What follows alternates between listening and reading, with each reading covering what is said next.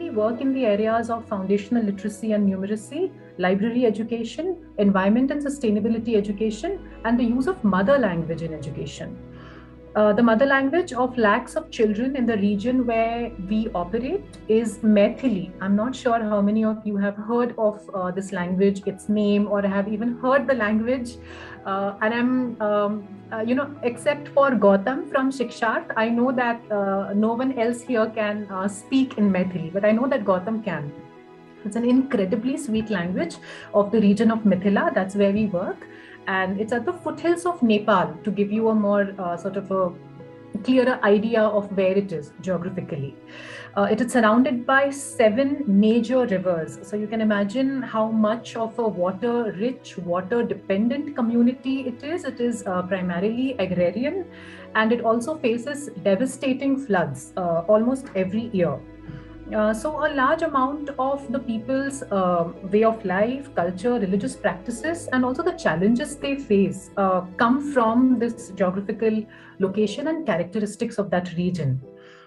So moving on to how Aripan Foundation has approached nature education so far, we all have noticed that education has become, largely a cerebral exercise where the teacher is the dispenser of knowledge and children are supposed to be sitting quietly in class and absorb whatever is being said to them.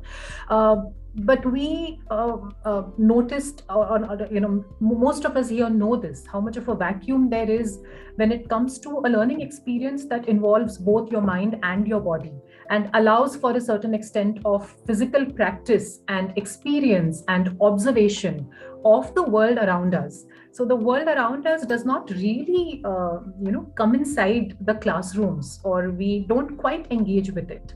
And then there are some, 2 very hard-hitting quotes that we always remember and that never serve to, remind us that what we are doing is extremely important in the need of the hour. One is that you will grow to protect only what you love.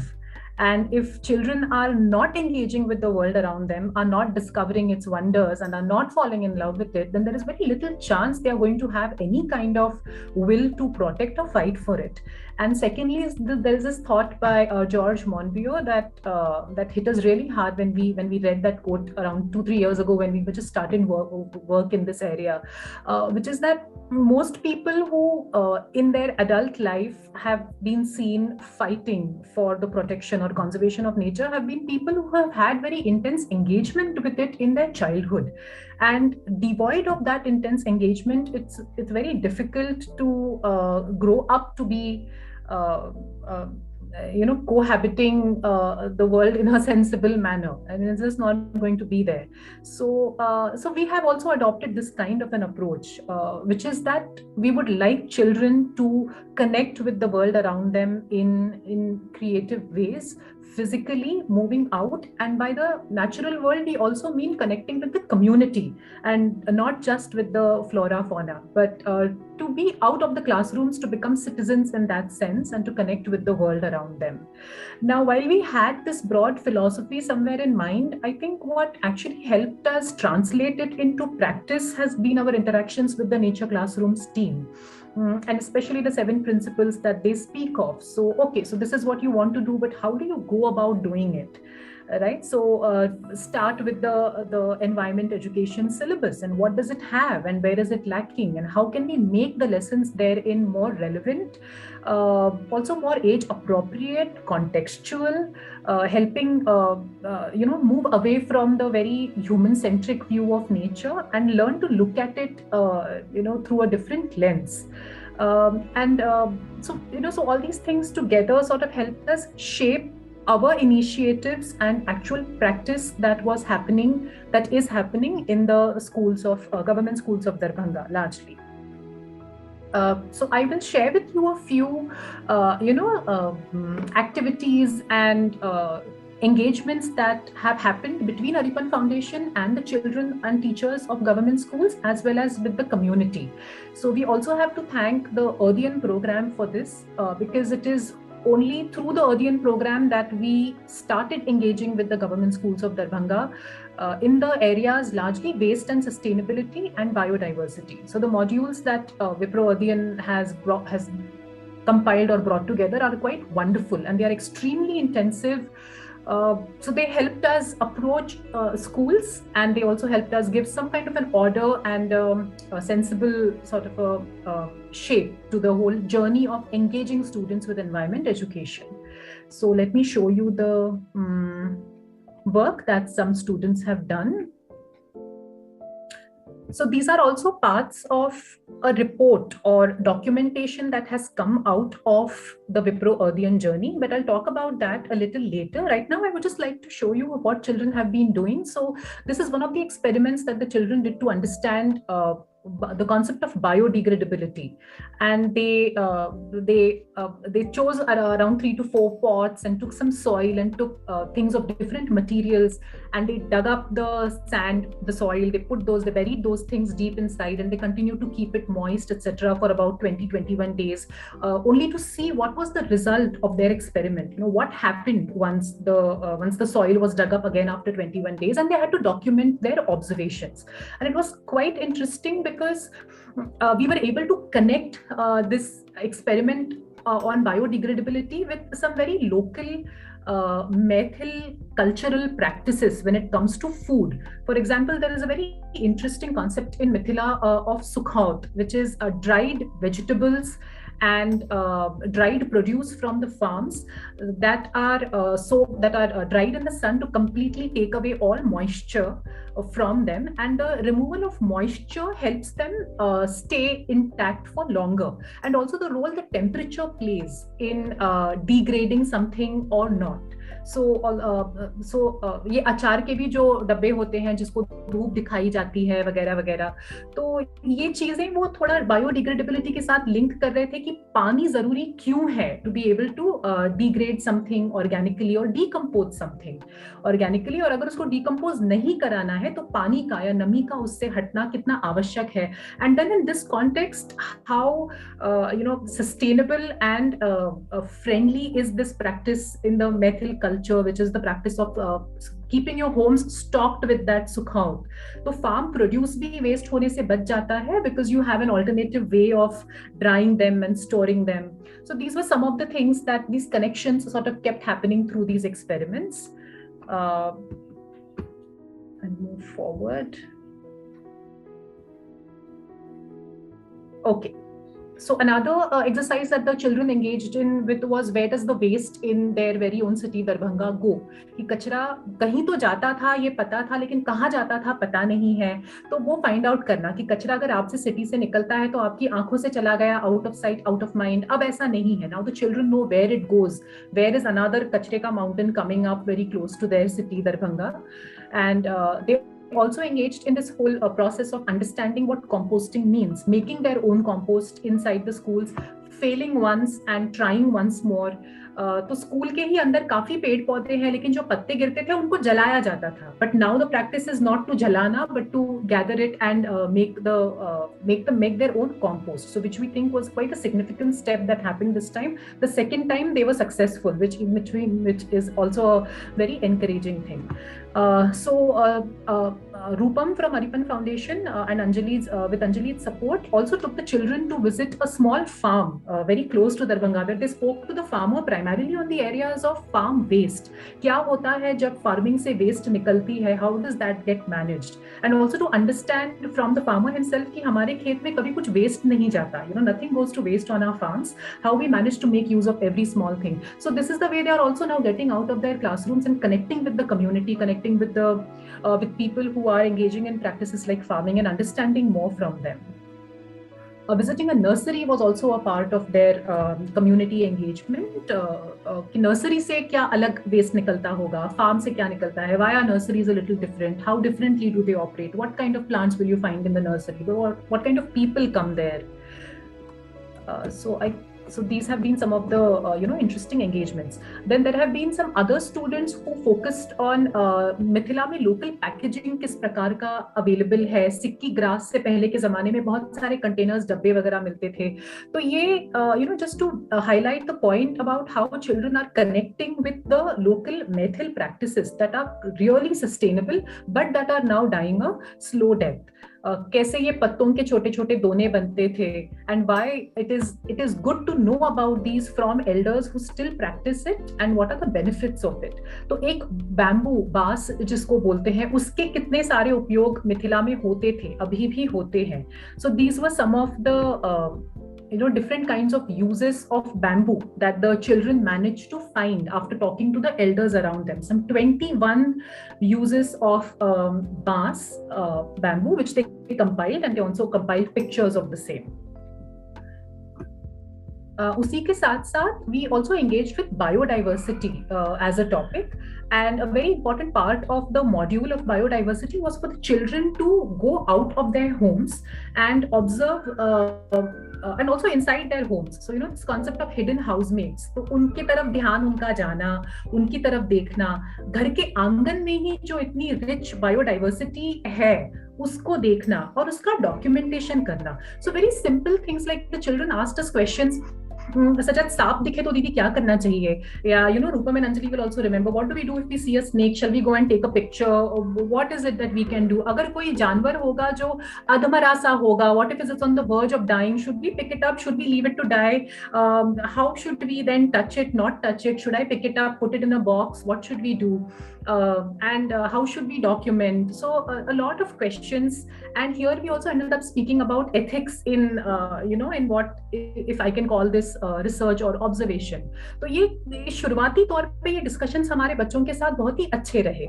And this is just a sheet. I'll not zoom into it now in the interest of time, or maybe I will just a little. But they recorded कि कौन से दिन, कौन से समय हमने कौन से जानवर को देखा और वो कहाँ रह रहा था, वो क्या खा रहा था, क्या पी रहा था. And they did this over a course of many days, and they recorded their observations.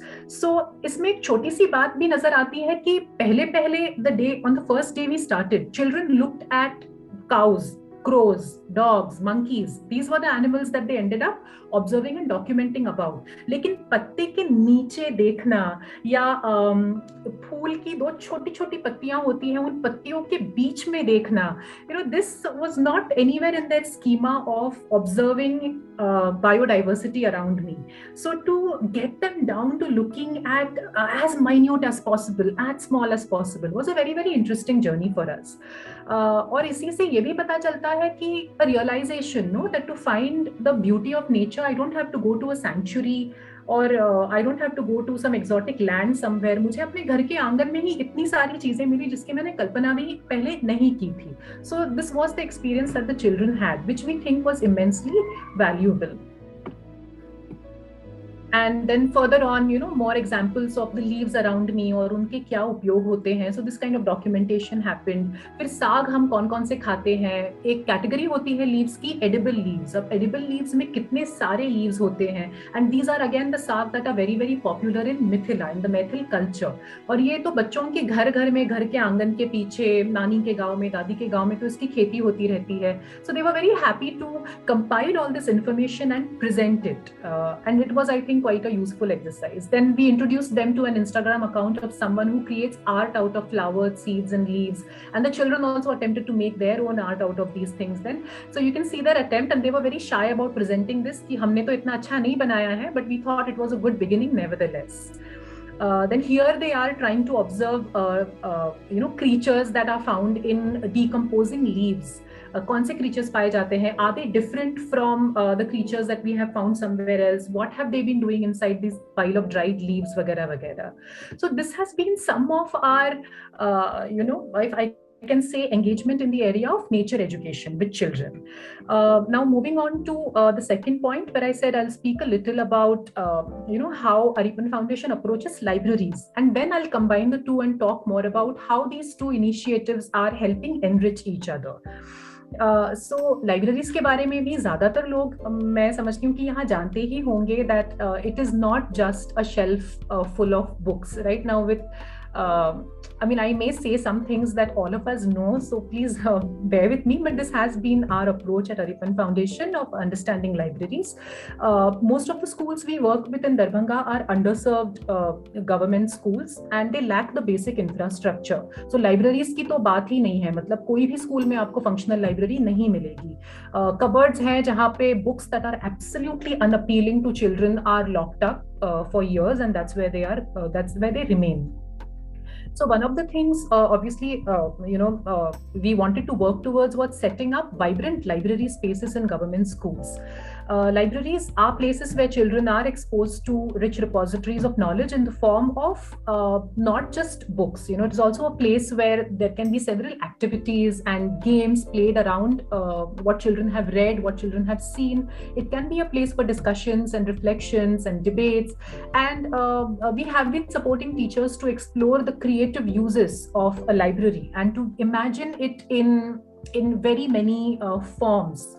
So it's not important that a library needs to be a dedicated room exclusively meant for just books, but wherever you find a place, and to try to make it as welcoming, as vibrant, as friendly for children as possible.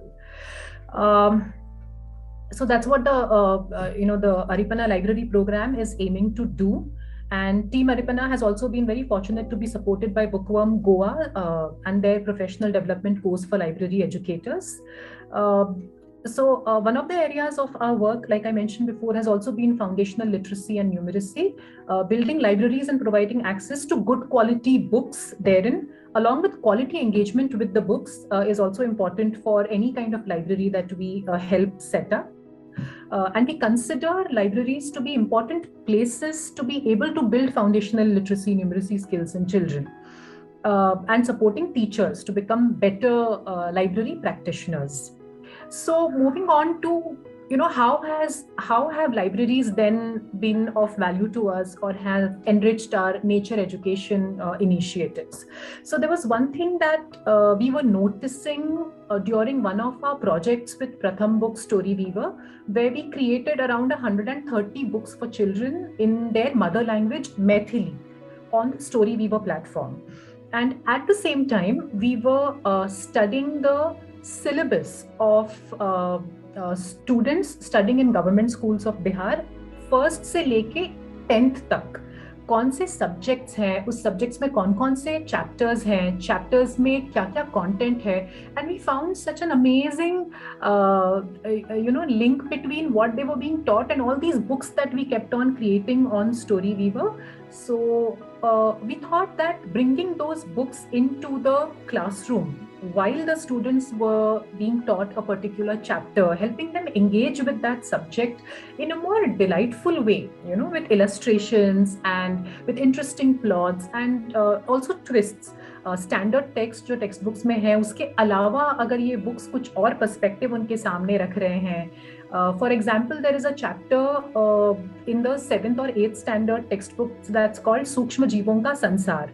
And on Story Weaver, we found such amazing books introducing children to the concept. And at the same time, एक ऐसी किताब जहाँ पे जो main जो scientist है वो एक लेडी है, और वो लेडी एक स्मॉल टाउन से आई हुई है, बहुत स्ट्रगल करके वो इतना पढ़ी है, अपने फैमिली में पहली है जो इस विषय में आपको कुछ एक डिग्री हासिल कर चुकी है और अब अपना एक इंडिपेंडेंट रिसर्च कर रही है. सो to talk about the some of the scientific concepts that were being covered in their books through the character of this one particular book, and her name is Ira.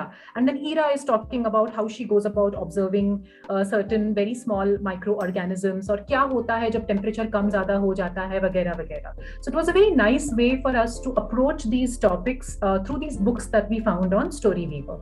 And we are quite happy to say that several of these books had been translated into Maithili. So there was an added advantage of not only delving a little deeper on the syllabi topics that were being taught, but also doing that using interesting books that were in the children's mother language. So these were some of the, I would say, highlights of this. And there's something that I would like to show you. तो अगर आप यहाँ देखते हैं, मैंने कुछ उदाहरण आपके लिए स्क्रीनशॉट के तौर पे मैं ले आई हूँ. जैसे तरह तरह के भोजन नाम का एक चैप्टर है, बहुत छोटे बच्चों के, मेरे ख्याल से ये 3rd स्टैंडर्ड के किताब में ये चैप्टर होगा. तो आप देख सकते हैं कि इसमें क्या क्या कंटेंट है ना. So name of the food related to festivals, name of places famous for certain foods, list of foods obtained from plants, those obtained from animals, creatures, so all of this. तो इससे भी linked हमारे पास बहुत सुंदर सुंदर किताबें थी. जैसे there is a book where through a girl, Nima, illustrated by Priya Kurian. So you can imagine how delightful the illustrations are. If I can also show you an image of the book later. And then Nima speaks about which food she prefers in which season and why. So the concept of seasonal foods is also introduced to children. Then there is a book about Samira and her very weird lunch.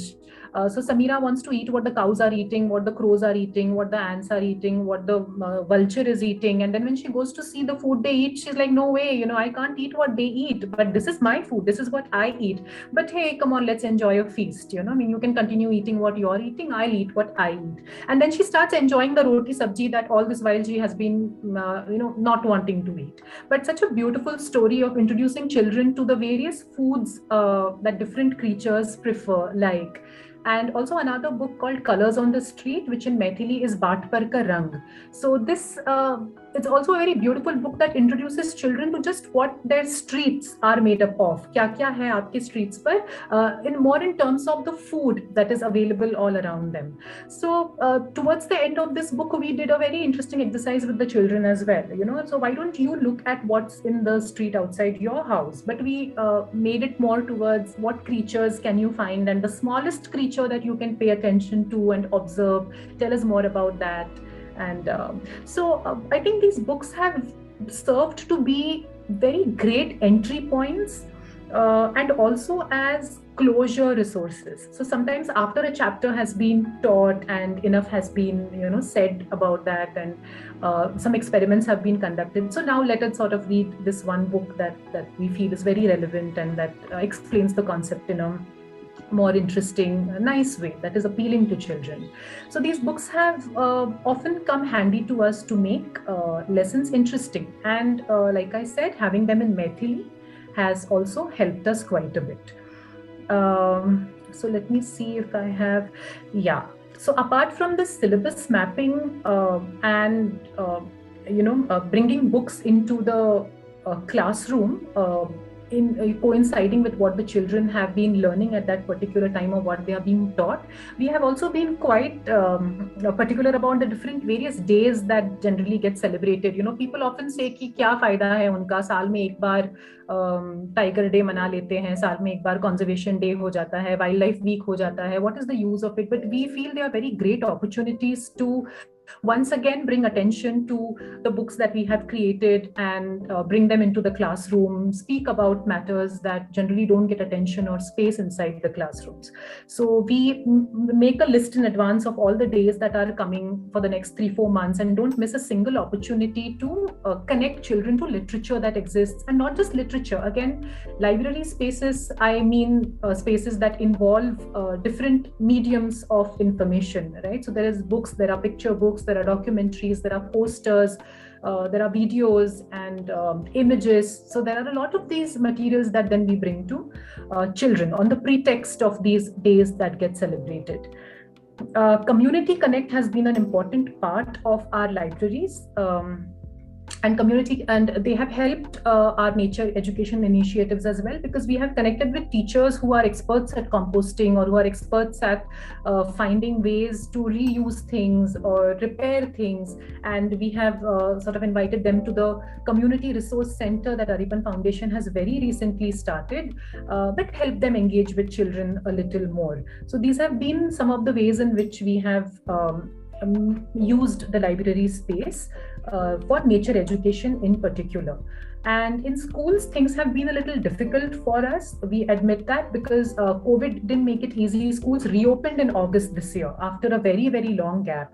And had our aim been to just create a library with books and nice looking shelves, and it was very easy. But we knew that we wanted to do it with the participation of children, with the participation of community members, and that is delaying the process a bit, but that's okay. So things have again started picking up, and hopefully the libraries will be uh, better set up in the coming few months. And going, I'll move on to the last point that I wanted to mention, which is how does nature education then end up enriching our library initiatives? What linkages have we found between the two? Uh,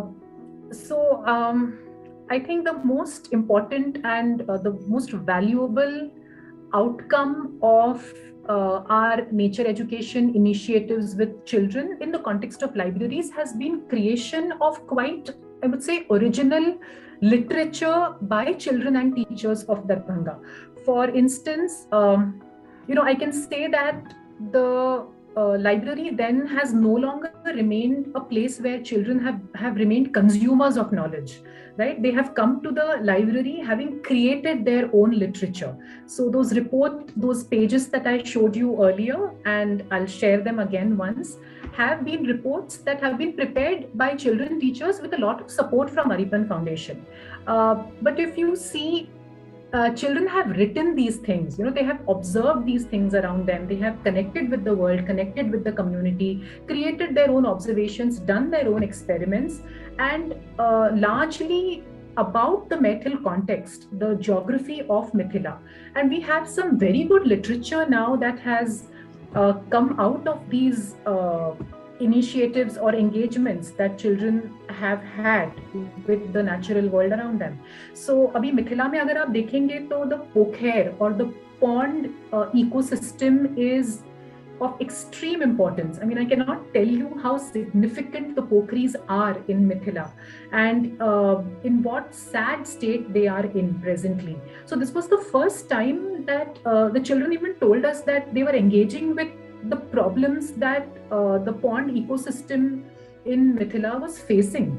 कितने प्रकार के water bodies Mithila में होते हैं, उनके अलग अलग नाम क्या होते हैं, उनके अलग अलग डायमेंशंस क्यों होते हैं, किस चीज को तालाब बोला जाता है, किस चीज को नहर बोला जाता है, which place is called the Pokher, why is it called the Pokher, what are the other water bodies in Mithila, and then move on to talking to people about what is the biodiversity that it's seen in ponds of Mithila, right? So Mithila में अलग अलग, मतलब कहते थे कि 100, okay, I'm not able to find the slide, so I'll not move it so often, but they tried to know more about किस प्रकार के creatures पोखर में पाए जाते हैं और historically कैसे पोखर होती थी.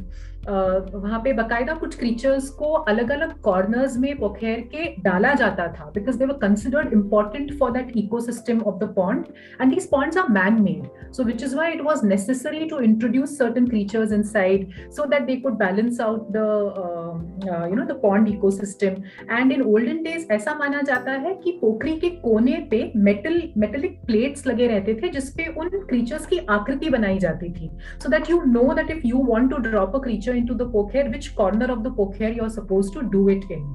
And additionally there were things, there were अलग-अलग टाइप के माछ और मछली जो पोखर में पाई जाती है, उसका डॉक्यूमेंटेशन हमें मिला when we approached certain people to speak about the pond ecosystem, and they told us about the variety of fish that were found in the past and which has now gone extinct, and now जितने भी थोड़े बहुत अब varieties बाकी है उसके बारे में उन्होंने जाना, plus the fruits and flowers etc that are found in the pokhers. So this turned out to be a very rich documentation that has enriched our library space to a very large extent. And along with this, the specimens that the children managed to gather. So even during the activity where they were wanting to find hidden housemates, और मेरे घर के आंगन में मुझे कौन-कौन से जीव जंतु मिलते हैं, या मेरे आसपास की पत्तियां कौन-कौन सी है, and what are their different uses. So they created a whole registry of different kinds of leaves, and they stuck it onto those papers. and made notes about iska upyog kya hai, isko bola kya jata hai. So these were also, I think, very important things that serve to enrich the library space.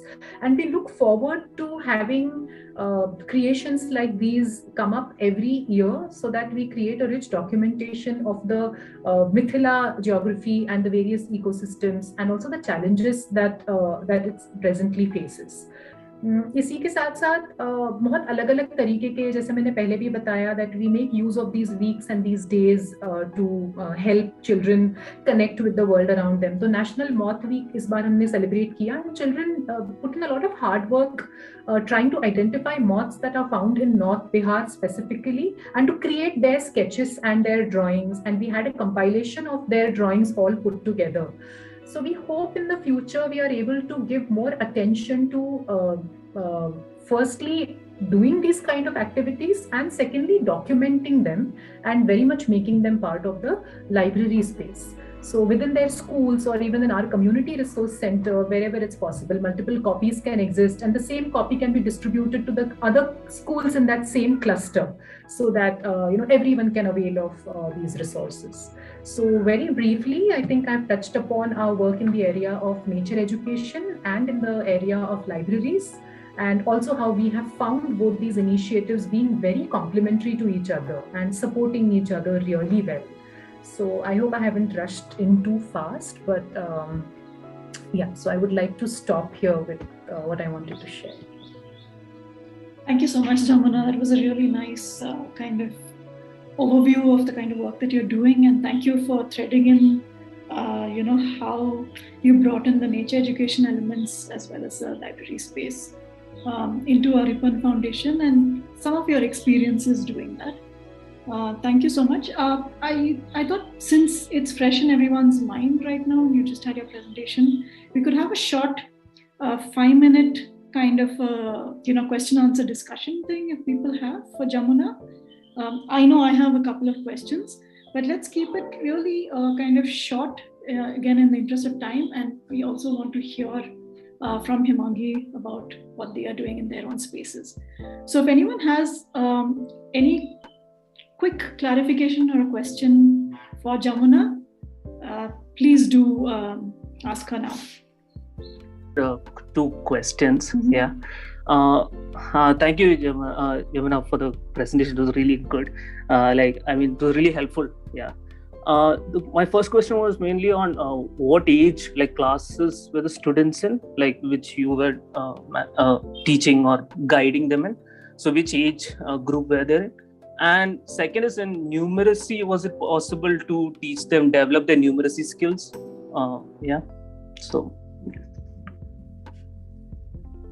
Thank you, Elvin. So we engaged with children in the age group of 12 to 15 years for this environment education program. And with numeracy, honestly, it's too early to say anything, because our community resource center has just started, and we have had little ones coming in. And we have started with helping them understand quantification with the help of objects, and just moved on to then okay, तो 4 beads हैं, तो 1 2 3 4 count करो, and then this is 4. तो अभी तक हमारी गाड़ी वहीं तक है, उसके आगे बिल्कुल नहीं गई है. So that's all that we have to share in the area of numeracy. But the environment education bit, we are engaging with students in the age group of 12 to 15 years. I was wondering again, do you see yourself engaging with the younger children as well? Because again, when I think back to how I used to think of and engage with nature when I was a child, the kind of books that were available to me at that point were the books Enid Blyton and BBC Wildlife, a very kind of exotic animal life and exotic kind of view of what nature was. And I really didn't have, other than Amar Chitrakatha and Tinkle, which gave me a little bit of a flavor of more local kind of nature around us.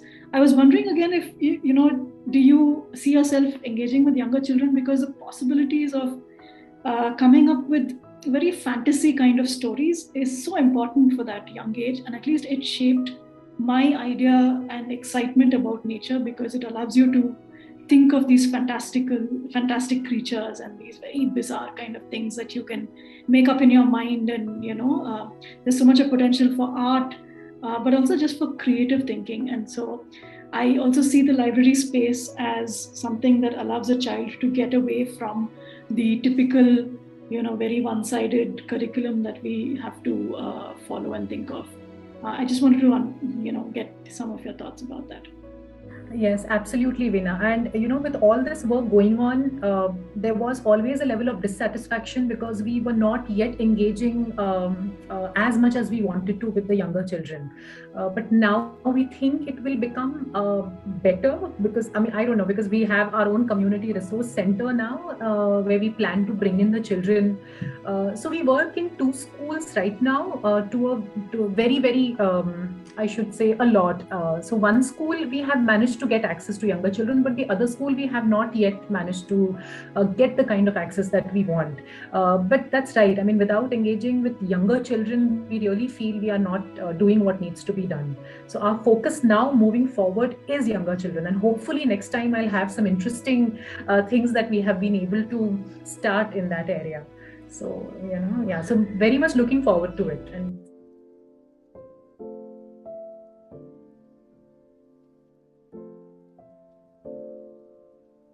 run the library in the tribal area and for younger kids from age group from 6 to 10, 11 or so. And we have a lot of collection of books on many subjects. While attending the last session of this nature classroom ka sharing the practices, मुझे लगा कि we need to check the books in our library जो कि nature से जुड़ी हुई है. हाँ, तो मुझे see, this is basically my exercise to understand how nature is, how we can talk about nature using the library books in our library. तो अभी भी I'll tell you कि these are whatever I'm presenting, these are the rudimentary ideas. I need guidance, I need maybe, and that is the reason why I'm participating in this nature classroom practices कि library के इस्तेमाल से how can we address, how can we talk about nature.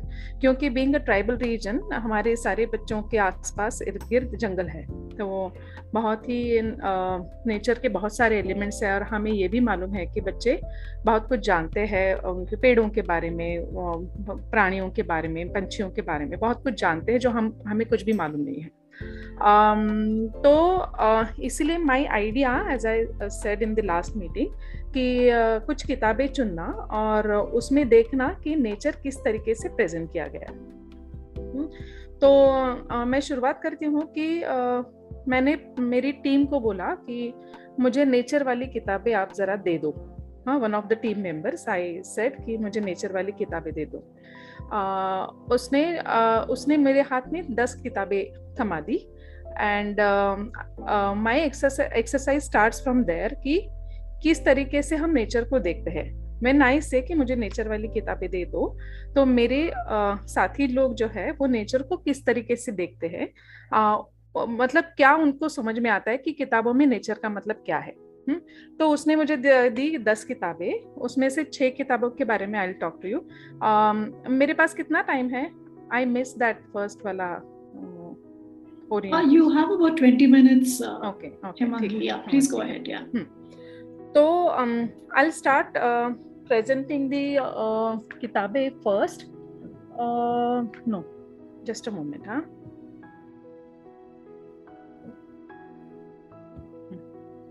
पहले तो मैं ये मेरी slide share करूंगी. उसमें 2 ही स्लाइड्स हैं मेरे.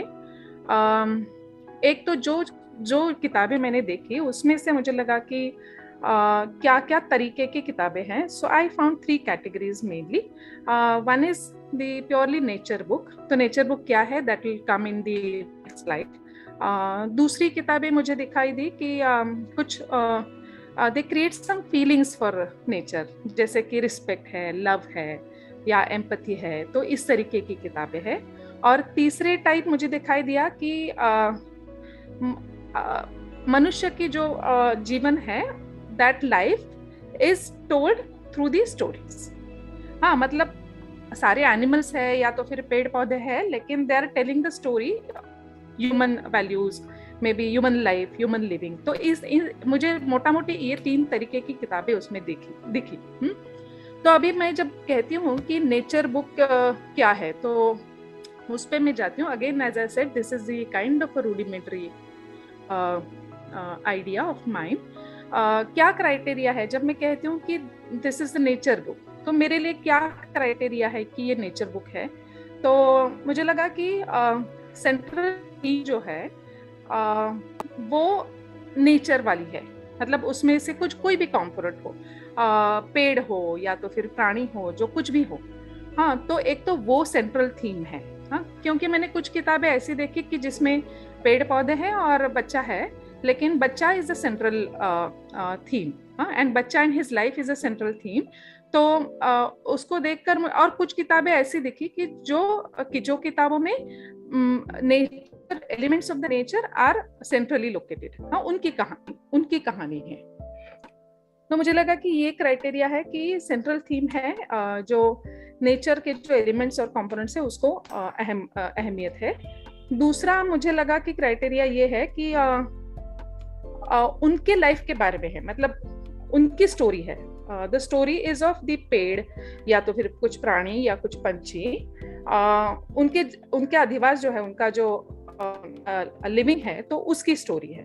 हाँ, वो एक दूसरा क्राइटेरिया मुझे लगा। और तीसरा क्राइटेरिया मुझे लगा कि the story is talking about the nature. अब मैंने इसमें किताबों के नाम लिखे हैं, तो it is talking about the nature, the kind of broadly nature के बारे में बात करती है। So these are the criterias for me when I went through these 10 किताबें, 10 किताबें।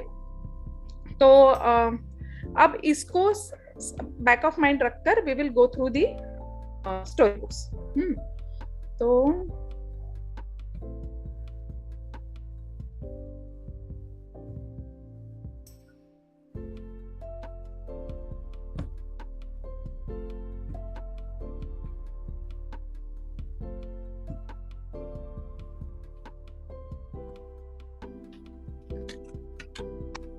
So this is one of the stories. This is in Marathi, and Raju and Vegetables. So the publication is of Pratham Books. प्रथम का है। अब ये कहानी ऐसे जाती है कि ये राजू है, राजू स्कूल जा रहा है, रास्ते में उसको कुछ अजीब चीजें दिखाई दी, और आगे जाकर उसने देखा तो कुछ अलग तरीके के बच्चे स्कूल बैग लेकर चल रहे थे।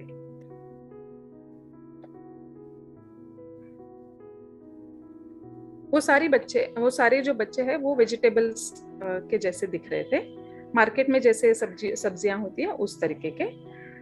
राजू बहुत क्यूरियस हो गया।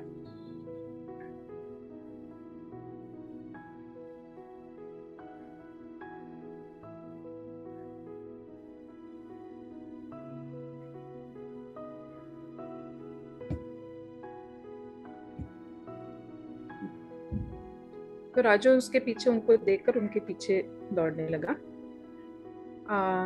वो उन तक पहुंचा, उसको लगा, राजू को लगा कि अब मैं कब उनको देखता हूँ, इसलिए दौड़ दौड़ते वो चलना गया। और जब वो उनके पास पहुंचा तो राजू को बहुत आश्चर्य हुआ। राजू बोला कि अरे तुम लोग कौन थे? तो मूली थी, और क्या कद्दू था, गाजर था, तो ये सारी सब्जियां थी।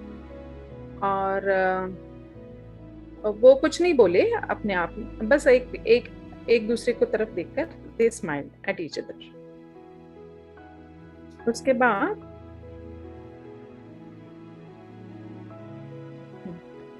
राजू ने पूछा कहाँ जा रहे हो? वो सब्जियां बोली कि कहाँ, मतलब तुम्हारे स्कूल में। तो राजू को बहुत अच्छा लगा, उसको हवा में एकदम कूलनेस महसूस हुआ, और जैसे कि वो हवा में चल रहा है उस तरीके से राजू आगे चलने लगा। आगे जाकर उसने फिर से पीछे मुड़कर देखा तो ये चित्र उसमें है। तो उसने देखा कि अलग अलग तरीके की हरी सब्जियां उनके पीठ को स्कूल बैग लगाकर आ रही थी, और वो बहुत ही डिसिप्लिन वे से एक के पीछे एक चली जा रही थी। पहले ये कुछ मूली की सब्जी थी, उसके बाद पीछे हरी सब्जी थी, और उसके बीच में राजू था। तो इस तरीके से डिसिप्लिन वे में वो स्कूल में जा रही थी। राजू बहुत खुश हुआ, उसको बहुत ही उत्सुकता लगी कि मैं स्कूल कब जाता हूँ, अब पहुंचता हूँ। तो सब एक साथ स्कूल में पहुंचे। स्कूल के बाकी सारे बच्चे देखने लगे बहुत आश्चर्य से राजू और सब्जियां।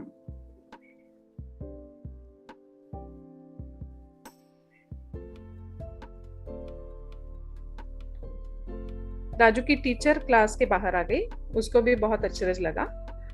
उसने राजू को बहुत शाबाशी दी और बोली कि शाबाश राजू। राजू बहुत खुश हुआ और बोला कि थैंक यू। और सब बच्चे राजू की तरफ देख उसको स्माइल करने लगे। और उसके बाद राजू को ध्यान में आया कि अपनी पीठ पर कोई थपथपा रहा है। राजू ने आंखें खोली मल के, और फिर उसको मम्मी की आवाज सुनाई दी कि राजू उठो, स्कूल जाने के लिए देर हो रही है। तो तब उसको लगा कि अरे ये तो मेरा सपना था, लेकिन फिर भी वो बहुत खुश था। तो ये किताब मुझे नेचर बुक करके मेरे साथी ने मेरे हाथ में दिया था। तो अब इसको थोड़ा सा मैंने एनालाइज करने की कोशिश की, तो उसमें मुझे ये दिखाई दिया कि जो सब्जियां हैं उसको बहुत ही मानवीय रूप दिया गया है। वो जो ह्यूमन लाइफ है वो बस उसको उन सब्जियों के जरिए से बताने की कोशिश की है। उनको खुद का जो इंडिपेंडेंट उनकी जो, या तो फिर उनकी जो खुद की लाइफ है वो यहाँ पे कहीं पे भी नहीं आ रही है।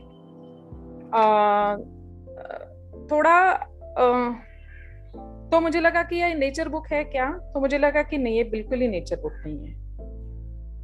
हाँ, तो ये मेरा इसके ऊपर आइडियाज है। I would like if other who are in the group they can also share their analysis on this book. तो मुझे लगा कि ये कोई नेचर बुक है नहीं। तो दूसरी गई मैं, अब नेचर के एलिमेंट्स जरूर है, लेकिन as I said in my last slide कि नेचर के एलिमेंट्स है, लेकिन central located is what is it's a human life. हाँ, तो वो उसमें है बस, मतलब नेचर के एलिमेंट्स होना is not sufficient, that is what I want to say. दूसरी है रंग बिरंगी सुंदर मछली। This is again Pratham book. Sir,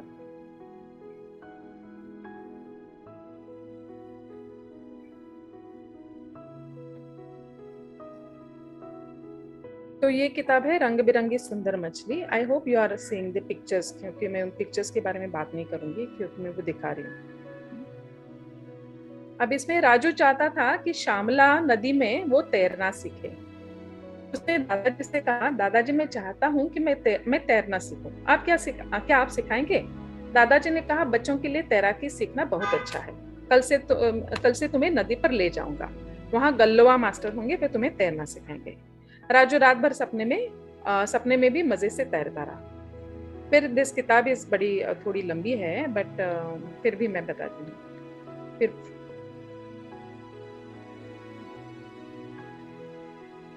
अगले दिन राजू जब नदी पे गया तो उसने देखा कि बहुत सारे बच्चे उसी की तरह तैरने आए थे। राजू से पूछा उन्होंने कि क्या तुम भी तैरना सीखने आए हो? राजू ने जवाब दिया, हाँ, मैं तुम लोगों को तैरते हुए देखा, तुम लोग कितना अच्छा तैरते हो, मेरी भी बड़ी इच्छा है कि मैं तैरूं, लेकिन कभी कभी डर लगता है। उन्होंने कहा, ऐसे मत डरना, एक बार पानी में उतरने पर डर अपने आप भाग जाते हैं, तो फिर मछली की तरह आसानी से तैर सकते हो। हाँ, फिर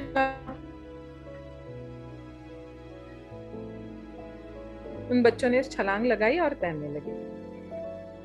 राजू उसी पत्थर पर पानी में पैर डालकर बैठा तो उसके पैर में कुछ गुदगुदी सी महसूस हुई। आश्चर्य से उसने नीचे देखा तो वहां कई छोटी छोटी मछलियां उसके पैर को छू छू कर इधर उधर तैर रही थी।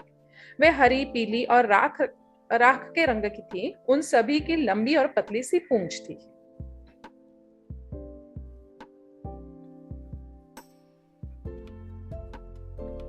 एक मछली जिसकी पूंछ कुछ बड़ी थी तेजी से तैरती हुई राजू की ओर आई। उसने कहा, अरे राजू, यहाँ क्या कर रहे हो? राजू ने कहा, मैं भी तुम लोगों की तरह तैरना चाहता हूँ, तुम्हारा डुबकी मारकर ऊपर आना कितना अच्छा लगता है। तब मछलियां खिलखिलाकर हंस पड़ी। हाँ, हम लोग जल में ही पैदा होते हैं और यही जीवन जीते हैं ना, बड़ी मछली ने कहा। फिर वह बोली, इस तरह जब हम लोग मजे से पानी में तैरते हैं तब इंसान जाल डालकर हमें पकड़ लेता है। राजू ने कहा, हाँ हाँ, मछुआरे जाल फैलाकर तुम्हें पकड़ लेते हैं और बाजार ले जाकर बेच देते हैं, ऐसा मैंने किताबों में पढ़ा है। मेरी आवाज आ रही है ना? Yeah. Yes. Okay. Yeah. तो फिर मछली ने कहा, और क्या क्या पढ़ा है तुमने किताबों में? क्या तुम जानते हो कि मछलियां कितनी जातियों की और किस्मों की होती है? एक और मछली ने पूछा। क्या तुमने वह कांच की पेटी देखी है जिसमें हमें कैद करके रखते हैं?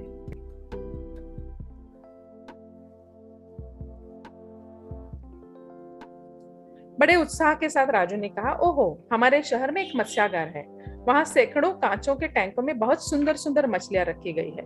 कुछ तो घर पर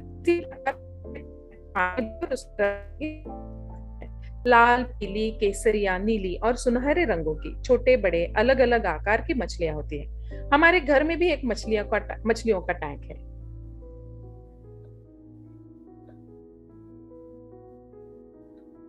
हाँ राजू, प्रकृति ने हमें यूं ही सुंदर रूप, छोटा बड़ा आकार, तरह तरह के रंग दिए हैं। हम बहुत सीधे जीव हैं। समुद्र में, नदी में या तालाब, पोखर और सरोवरों में बिना किसी डर के तैरते रहना चाहते हैं। लेकिन तुम इंसान हमारी विद्या तो सीख लेते हो, फिर भी हमें निडर होकर जीने नहीं देते। उदास चेहरा बनाए एक मछली ने कहा। ओह, ऐसा क्या? तुम्हारा कहना सच है, राजू ने कहा।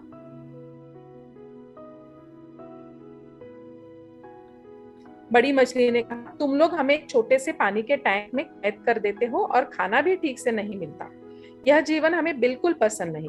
वहां तैरने के लिए जगह भी नहीं होती, ठीक से हवा नहीं होती, हमारे रिश्तेदार हमारे पास नहीं होते। छोटे से कांच के टैंक में हम बहुत दुखी होकर रहते हैं। लेकिन इंसान हमारी तकलीफ को समझते कहाँ है?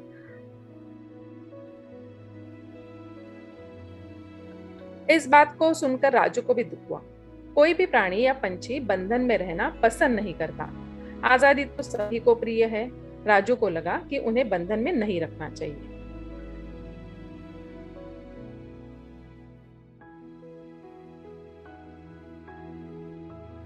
राजू ने कहा, जब मैं शहर जाऊंगा, जो मछलियां मेरे घर में हैं, उन्हें तालाब में छोड़ दूंगा। अपने दोस्तों से भी यही कहूंगा कि वे भी ऐसा ही करें। अब तो तुम खुश हो ना? मछलियों ने कहा, अब हम खुश हैं, तुम बड़े अच्छे लड़के हो। सभी मछलियों ने राजू के कदम चूमे और फिर पानी के गहराई में खो गई।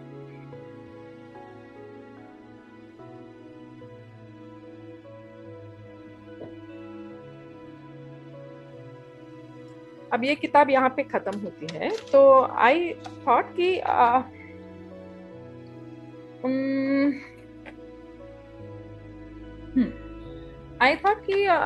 this book is talking about the problems which animals are facing due to human behavior. हाँ, तो जैसे मैंने बोला, दूसरी टाइप की किताब की फीलिंग्स फॉर नेचर एलिमेंट्स, उसके बारे में वो जनरेट करने की ये किताब बात करती है। तो मछलियां अपनी समस्याएं बताती है, लेकिन फिर भी उसमें क्या किया है कि मछलियों समस्या बताती है और समस्याओं को सॉल्यूशन भी बहुत आसान तरीके से दिया गया है कि ठीक है, मैं अपने दोस्तों शहर में जाके मैं मेरी दोस्तों को बताऊंगा और मैं भी कुछ नहीं करूंगा। तो इस तरीके से उसको बहुत ही आसान करके रखा है। हाँ, तो किताब तो कहती है, मतलब ये तो मुझे लगता है कि ये बताने में सक्सेसफुल है कि मछलियों का लाइफ किस तरीके से अफेक्ट होता है ड्यू टू ह्यूमन बिहेवियर। तो किस तरीके का ख्याल रखना चाहिए उसके बारे में शायद ये किताब बात करती है। लेकिन अगर इसमें देखो तो उनकी जो प्रॉब्लम्स है, मतलब वो फिशिंग के या मछलियों की जो प्रॉब्लम्स है उसके बारे में गहराई में जाकर वो कुछ बात नहीं करी, बस एक आसान सा सॉल्यूशन दिया और छोड़ दिया।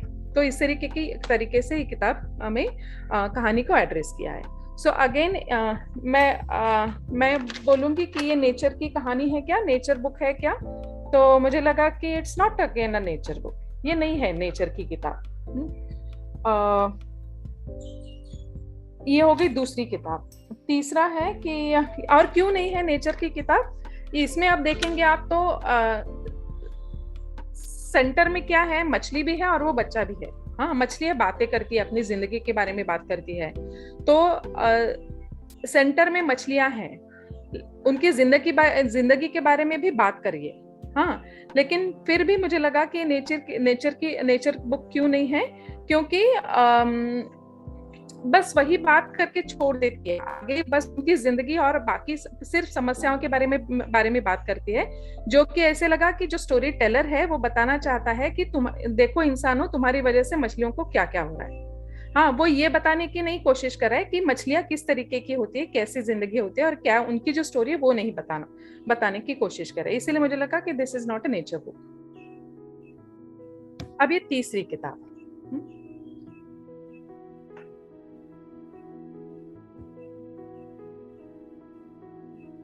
ये है किताब फ्रॉग एंड द स्नेक। ये एनबीटी की किताब है।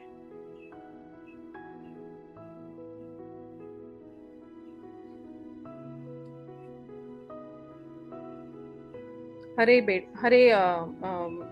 क्या मेंढक के बहुत रंग दिए उसमें, तो राख रंग के मेंढक, बहुत फैले हुए मेंढक, छोटे वाले मेंढक, तो ये सारे आपस में खेल रहे।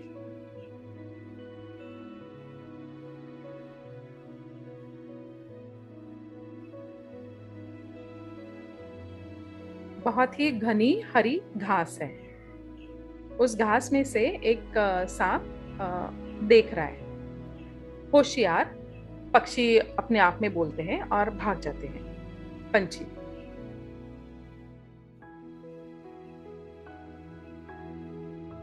अब मेंढक तो घबरा जाते हैं, यहाँ भागो वहां भागो, कहाँ भागो पता नहीं चलता।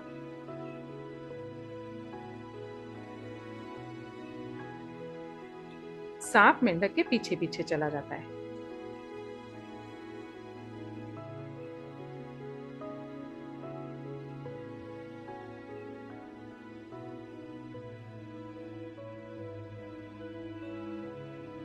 उतने में क्या होता है,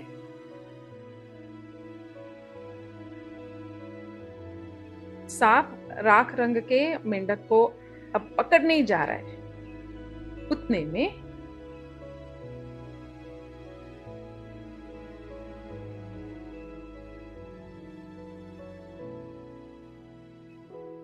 वो जो राख रंग का मेंढक है वो हरे मेंढक को पार करके एकदम लंबी छलांग लेके वो उस जो पानी है उसमें कूद जाता है। उसके पीछे पीछे हरा मेंढक भी कूद जाता है पानी में।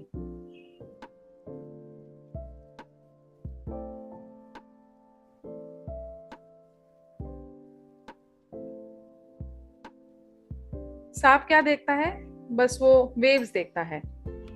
वो रुकता है और फिर सोच में पड़ जाता है।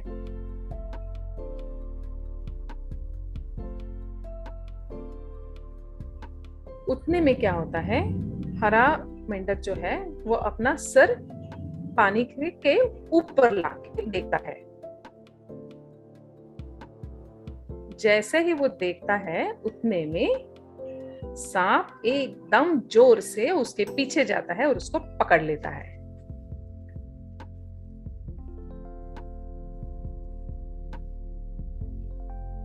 और सांप मेंढक को खा जाता है।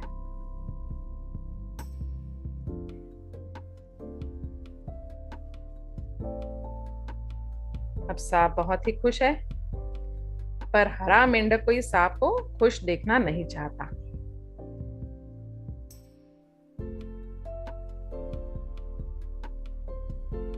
वो एकदम बड़ी सी छलांग लगाकर बाहर आ जाता है।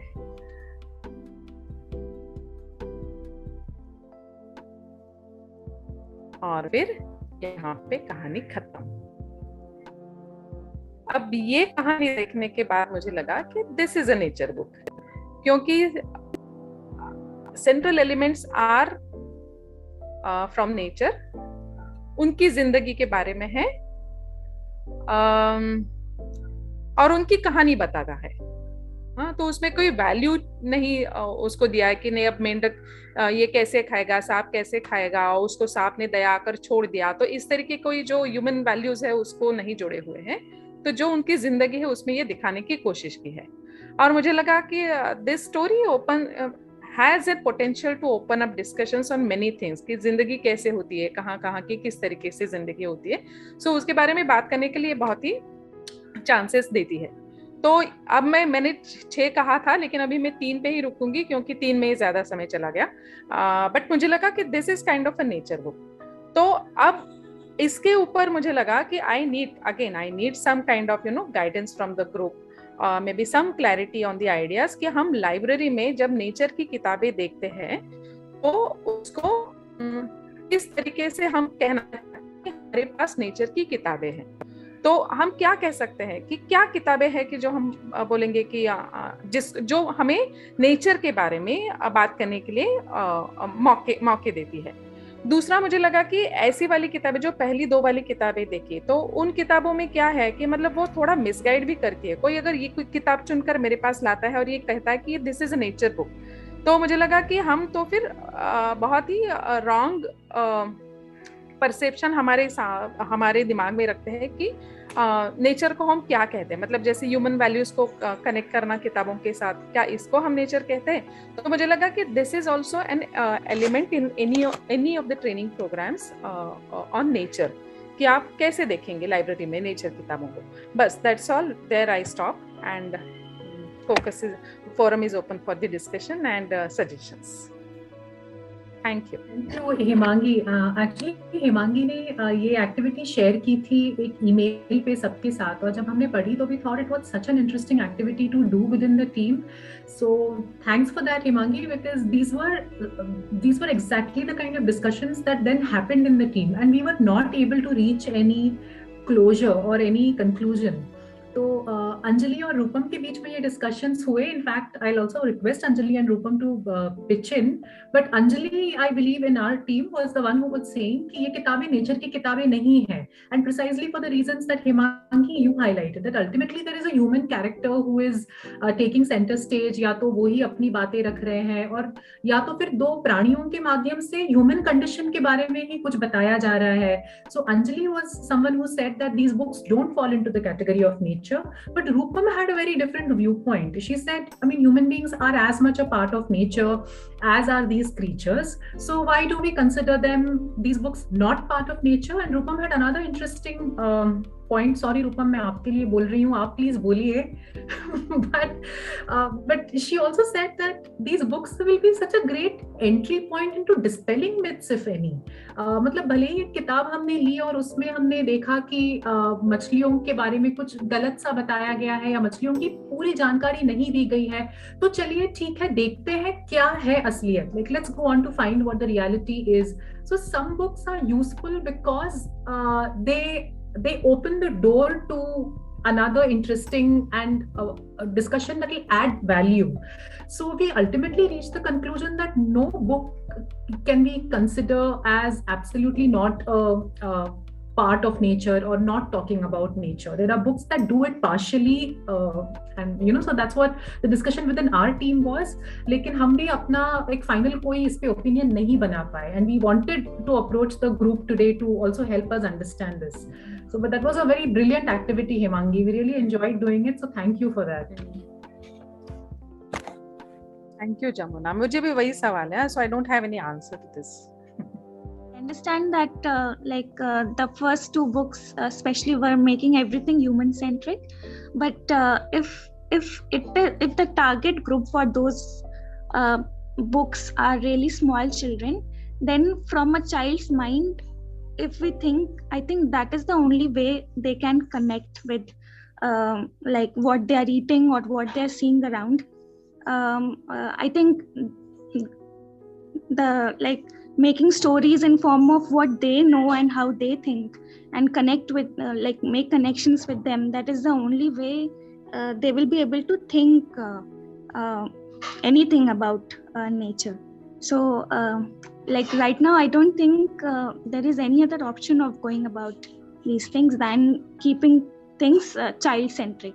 But yeah, definitely when we deal with slightly older students, we should go one step ahead and like make them understand that not like humans are not the center point. But I think for really small children, this is fine.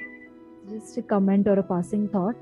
I'm sometimes worried that there are books whose main characters are animals and they demonstrate human characteristics. So I always feel that do animals get labels due to that? Like fox is cunning and snakes is untrustworthy and sort of that. So I mean I don't prefer such books where where possibly animals could get labeled. Connected to what Vaibhavi just now said.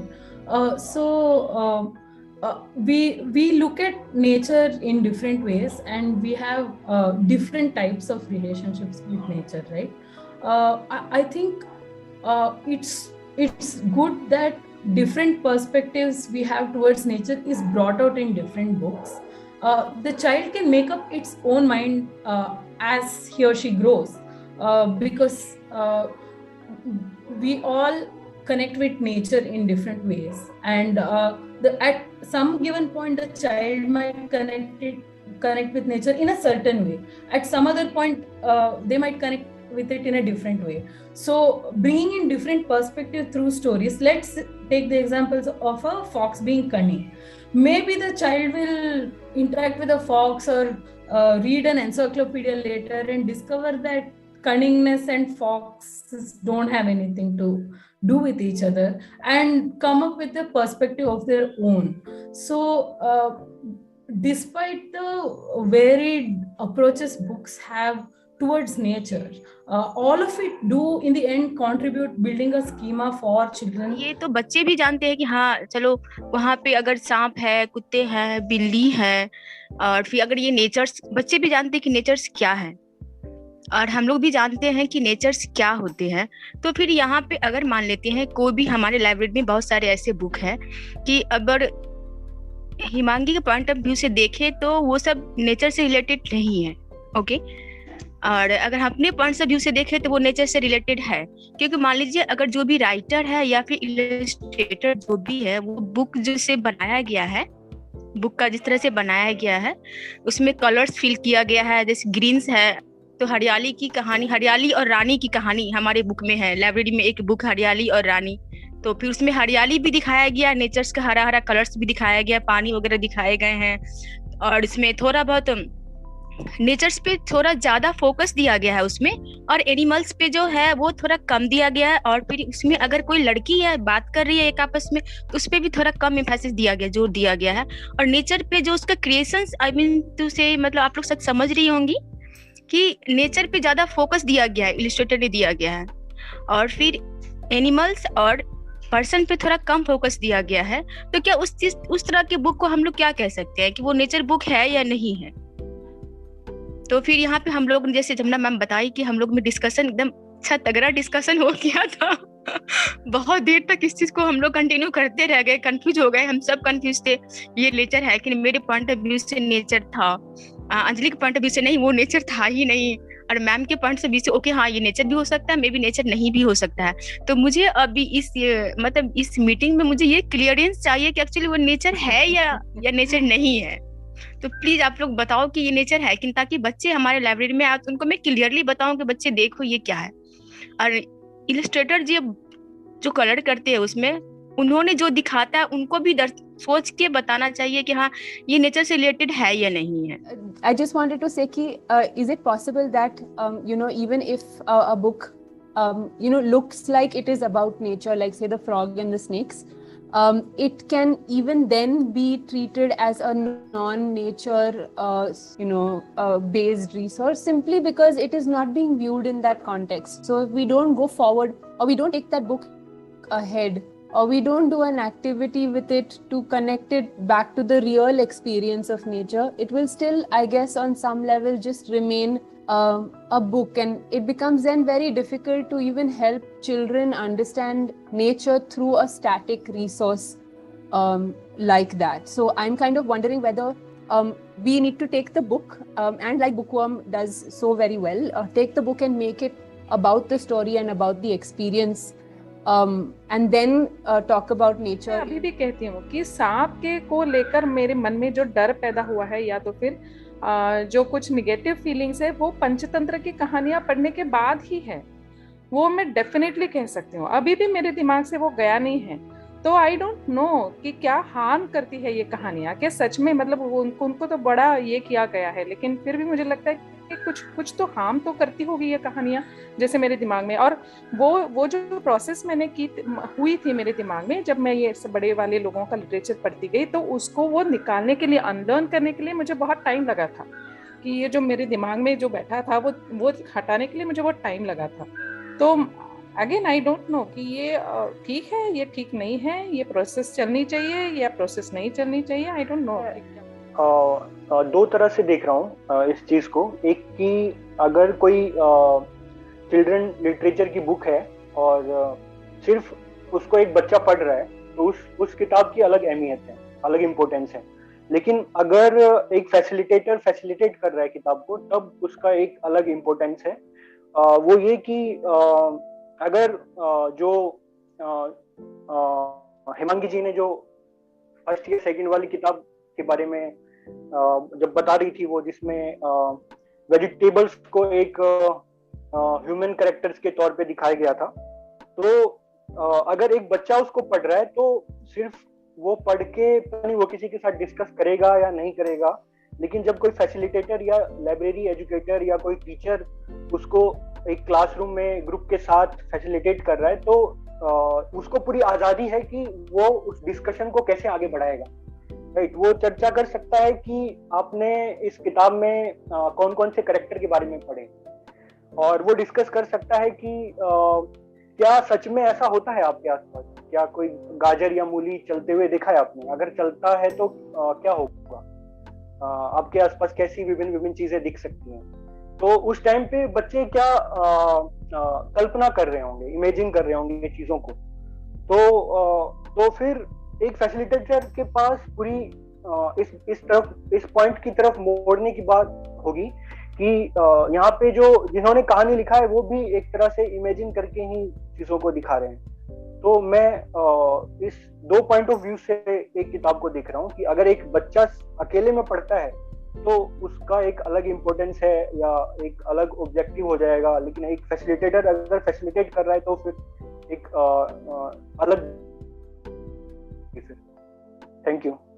Really like what Hemangi's brought up in this conversation, especially because sometimes when we read, I mean, I'm pro imagination, but sometimes when we read certain things, we do not know how to associate it and how to sort of put it in our questions or feelings to express it. So something that happened very recently was during one of our workshops, a child asked us, we were talking about brood parasitism. And we were explaining them how cuckoos, how the babies, bird push away the eggs.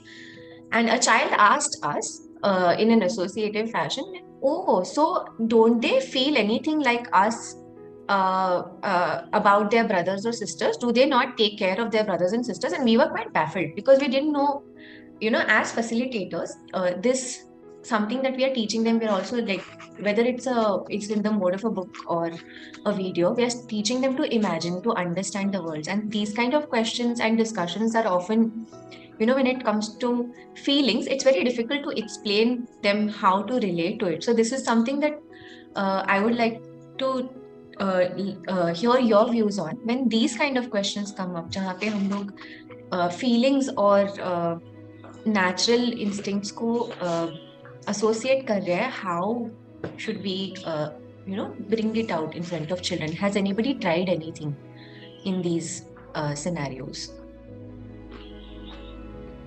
Especially because because of the Gajar Mooli and the child looking at the vegetables wala book was very apt with respect to this discussion. So my response to Rutuja would be, and also a little bit to Gautam, क्या हम बच्चों को directly सच बताना है या सच पता करने का तरीका सिखाना है. So if we empower students to identify what is truth and find the process, give them the process of looking at truth and finding truths, wouldn't that make them independent to learn their own knowledge and make sense of the world around them? If we directly give them a truth that no, birds don't have feelings, it doesn't work like that biologically, and tell them, the thinking process will stop there. They won't really ponder. So if you probably leave them with a question over there, like, what do you ask the child back? What do you think about this? Do you think the crows should be taking care of the young one of the cuckoo? Get them to think more about the process. So this would be one response. My question is that when Gautam mentioned this fantasy, so there are different ways in which we imagine and fantasize, right? What are the not okay ways and what are the okay ways of doing it? Where we have to put a limit to it somewhere. Like, what about dragons and phoenixes and firebirds that are there in book? Do those kind of fantastic creatures make actual creatures around us less interesting? Or is it okay to have that kind of a fantasy also? Just respond a bit to, I think, Maitri, and I also wanted to pick up from what Hemangi said. So Hemangi, I wanted to ask you a question. So when you asked your colleagues to pick out the books from the library, and then you said you wanted to categorize it and see if you thought they fell into, what you were defining as a nature book or not. I was wondering if you also got a chance after that or during the process of categorization to discuss this with your colleagues who actually chose the book. Because I think, like some of the people in the group today pointed, nature can also mean very different things to people, right? And so to take on their kind of lived experience of what they think nature is also might become important, and it's also, I think, an important exercise to do as a team itself. So I wanted to know what you did in that, or was it something that you did just by yourself and you wanted to kind of look at it? Yeah, for this point I did it just by myself, क्योंकि मुझे थोड़ी clarity भी जरूरी थी. मुझे पता नहीं है एक्चुअली ना, after this course nature's classroom course के बाद वी वर थिंकिंग इंटरनली कि नेचर को किस तरीके से हम अपने करिकुलम का हिस्सा बनाएं. हाँ, तो वो हिस्सा बनाने के लिए अब now we have library as a strong media, और दूसरा जो हमारे क्लासेस चलते हैं उसमें एक करिकुलम हम कर सकते हैं. लेकिन लाइब्रेरी के जरिए से मुझे कहाँ आइडिया होने लगा कि लाइब्रेरी के जरिए से we can deal this nature का टॉपिक. लेकिन वो थोड़ा आइडिया पक्का होने के लिए होना मुझे लगा कि मेरे दिमाग में ज़रूरी है. और उसके बाद थोड़ा स्ट्रक्चर्ड वे से मैं चाहती हूँ कि उनके साथ डिस्कशन हो, ना जो कि सिर्फ ये एलिमेंट के ऊपर नहीं कि ये नेचर किताब है क्या, पूरे नेचर के बारे में मैं उनके साथ बात करना चाहती हूँ जो अपने नेचर क्लासरूम में हुआ, और उसके बाद I will come to this topic. इसलिए अभी तो मैंने कुछ किया नहीं. जो भी पॉइंट्स निकल के आए, जो मैत्री जी ने बोला और बाकी लोग जो बता रहे थे, वो काफी रिफ्लेक्टिंग था एकदम मेरे लिए. सो यही सारी चीजें हैं जो एक मतलब लाइब्रेरी को अगर हम इंट्रोड्यूस करना चाहते हैं तो मतलब एक लर्निंगफुल जर्नी रही है इस सेशन में मेरे लिए. सो यही है बस. I really think that actually it might lend to some very interesting, rich discussions with your team itself. So I would actually say even the first book that where the boy Raju, I think, is discovering the vegetables along the way, you can also take that, and if you're critiquing it, you can say, okay, how can we introduce a nature element in it if we want to use this book as a base to have a discussion with the children who are coming into the library space, for example. And just at the top of my head, for example, if a mooly is being featured, can you ask the children if they have seen a mooly growing in a field, and if they have seen any creatures visiting the mooly plant, right? Or what is it that they've seen eating the mooly ka patta? right? So that itself can lend to interesting conversations. So you can use there in that particular example, you can use the book as a starting point to have a conversation, and therefore you're bringing in the element of what the child is also familiar with. Like somebody pointed out in this group, that it's okay to introduce the vegetables in a nature conversation. It's completely fine. Right, and then the second book was problematic to me as an ecologist, because for me my first the thought was when the boy went and released the fish, and usually these aquarium fish are exotic fish, into the pond ecosystem. I was screaming internally saying, oh my god, that's going to create so many problems. But again, I was interested to know from you if you were also looking at the books that you chose from the age group that it was appropriate for, because that's something we've not brought into the discussion so far. Which is the age group we need to target, and what kind of books need to be targeted for certain kind of age groups. So I wanted to understand that from you as well, if you also look at different age categories. Yeah. So we work with the children from 6 to 10 or maximum 11 years of age group. Okay. So these books are used with these children. Okay. So there is a possibility to actually have some very interesting discussions, right? Since they're older, and get them to reflect on what they're reading and what they think are maybe like what you discovered as what you thought were problematic. I was just I'm making a minor point here in responding to the last bit that you're saying in terms of age and see, there are two sides to it, right? Because we are looking at nature education, children in field, and when you go out and speak with them, because it's so observation based, age is not going to be such a parameter in some sense, because what is available to you and how you engage with it directly lends itself to your responses in that case. In books, what happens is that there is an additional element of text in addition to images. Of course, image again is easy in some ways because we're a visual species, and our ideas of the world, just to take us back to Jamna's presentation earlier, have been informed by our mother language and our home environment. And because of that association, we have a way of navigating the visual space and therefore images in the books. But text adds that complexity. And that's where the age becomes a bit of question, especially in India, because children, you say 6th grade, they may be reading at 3rd grade. Often this is what happens with respect to text. So when we are thinking in the library context of it does help. And here I'm not saying specifically with respect to nature. As long as children have a space to kind of explore the books, and they themselves will tell you what they're able to read. When they're reading, when they look at a book and you see that they struggle with the text, they often give it back, or if they feel in that space that they have that freedom to kind of freely engage with different books, you'll see that they themselves will gravitate with the books that they're more comfortable with, which is perhaps often not at their level. And this will be true of if you have a diverse collection of books on nature, natural history, it will be true of that as well. So just to keep that in mind in all that we have been discussing here, that in the library, having a diverse collection of, irrespective of any theme that you have, will allow children to enter. Like someone else was pointing out, very important point, that the adult facilitating a text is very different from a child independently engaging with the text. So that also is something that we need to remember in this.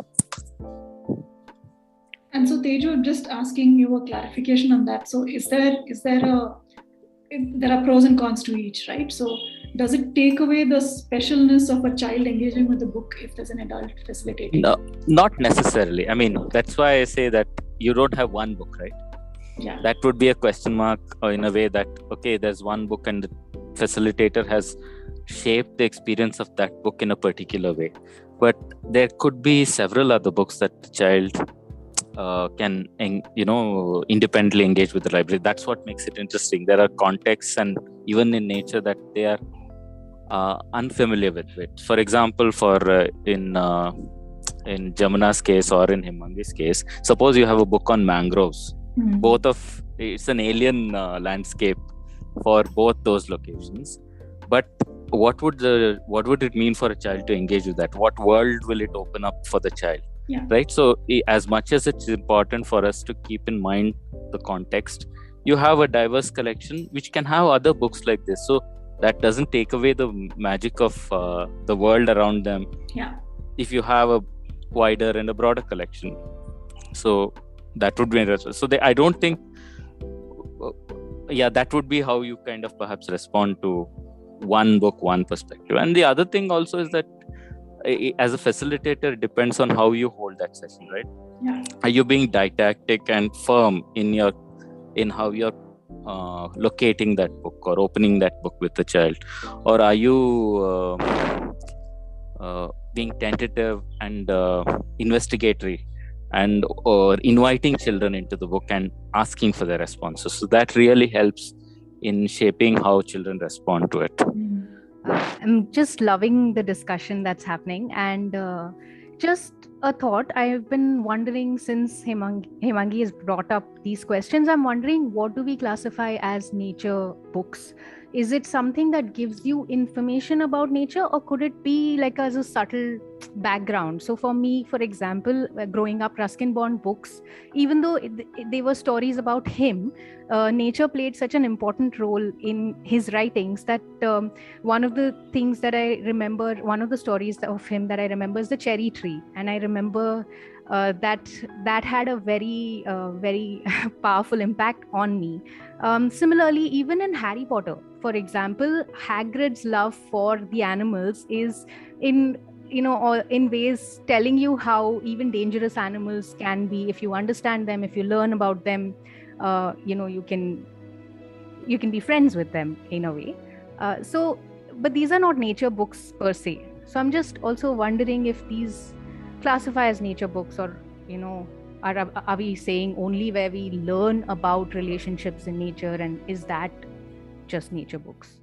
Because in this case, the first story that Hemangi shared, kids can actually just go into the kitchen and actually look at the vegetables that they saw in the textbook, in the book, and actually just look at them and understand what each vegetable is.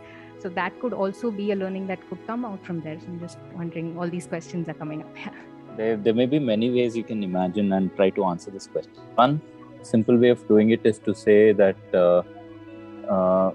you try to separate classification from, say, a bigger imagination of nature, right? Because you would like the children to relate to the living world in some ways. And if we want to say that the living world in its location is what broadly constitutes nature, that could be man-influenced landscapes, that could be human-influenced landscapes, that could be wild places and so on. So that in totality, if you want to call that as nature, how would you classify that in the library?